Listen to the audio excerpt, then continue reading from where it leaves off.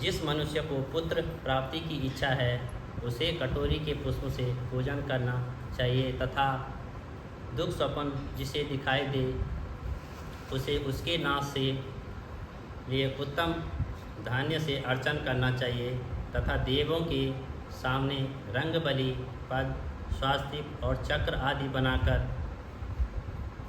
विभु का अर्चन करें तथा मनुष्य को संपूर्ण कामनाओं की सिद्धि के लिए सब पुष्पों से अर्चन करना चाहिए तथा प्राणी लक्ष्मी की पूजा करनी चाहिए तथा जो भगवान शंकर प्रसन्न हो जाए। अंत में उद्यापन करना चाहिए। मंडप बनाकर उसके तीसरे भाग में वेदी बनानी चाहिए तथा पुण्यवाचन करके आचार्य का वर्णन करना चाहिए। मंडप में प्रविष्टा होकर रात्रि में भजन कीर्तन करना चाहिए तथा वेद पाठों के जागरण करना चाहिए तथा वेदी तथा उत्तम चतुर्लिंग भद्र बनाकर उसके मध्य में चावलों से सुंदर कैलाश बनाना चाहिए और उस वेदी में यथा स्थान खूब चमकीला तांबे का कलश स्थापना करनी चाहिए। उसमें पंचपलक तथा सूक्ष्म वस्त्र रखने चाहिए। उमापति भगवान शंकर जी की सोने की मूर्ति को पंचामृत से स्नान कराकर स्थापित करके अर्चन करें तथा नैवेद्य युक्त धूप गीत वाद नृत्य तथा वेद शास्त्र पुराण द्वारा रात में जागरण और प्रातःकाल स्नान करना चाहिए। पवित्र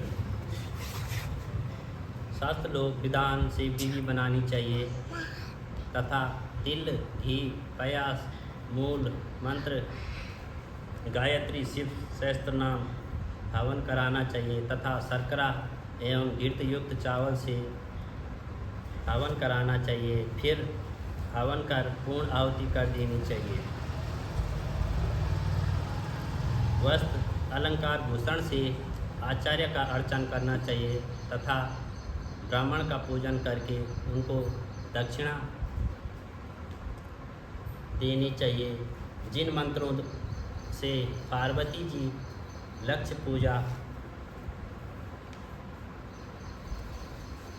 पूजा हुई है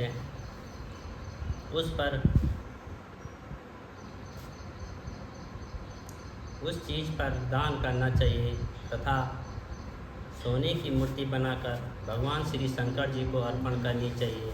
यदि 1 मास तक दीपक जलाया हो तो उसे दान में देना चाहिए।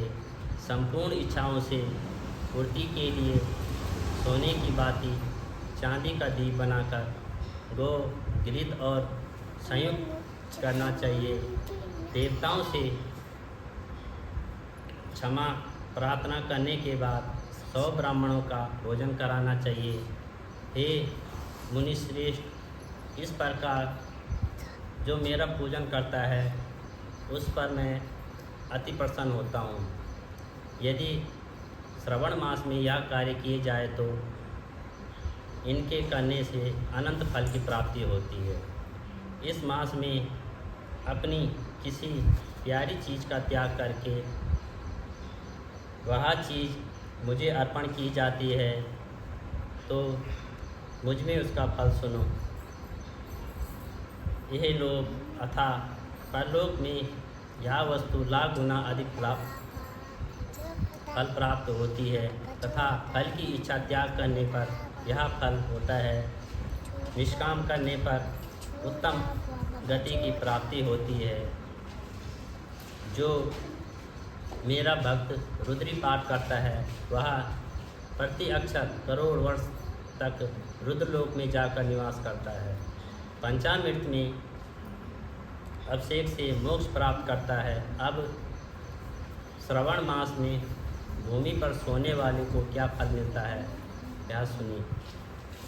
हे योगी, मूंगी या हाथी दांत से बनी हुई या चंदन से बनी हुई नवरत्न से जड़ी हुई मृदु गरुड़ चिन्ह से की दाल के दानों से अर्चन करना चाहिए तथा 16 बातियों की एक दीपक होना चाहिए अथवा 16 दीप जलाकर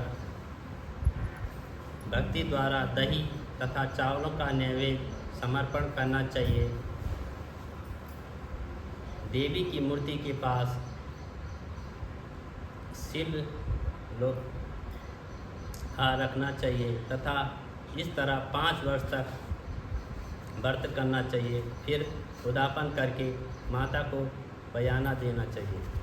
अब बयाना से संबंध में सुनिए। मंगला गौरी की एक पल सोने की प्रतिमा बनवानी चाहिए या आधे से आधे पल की प्रतिमा बनवानी चाहिए।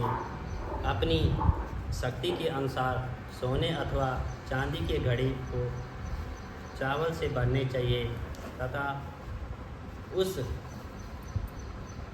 घड़े के ऊपर पहनने के कपड़े या चोली रखनी चाहिए। उसके ऊपर मंगला गौरी की प्रतिमा रखनी चाहिए तथा देवी के नज़दीक, जैसे ही मैं ऊपर भी कहकर आया हूँ कि सिल ओढ़ा रखना चाहिए और यदि चांदी का हो जाए तो इस प्रकार माता के लिए बयाना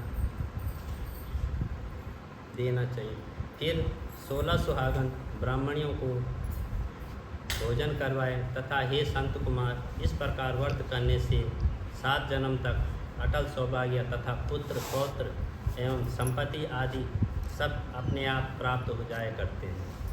संत कुमार ने भगवान शिव से पूछा, हे प्रभु, इस व्रत को पहले किसी ने किया था और उसके करने से किस फल की प्राप्ति हुई थी?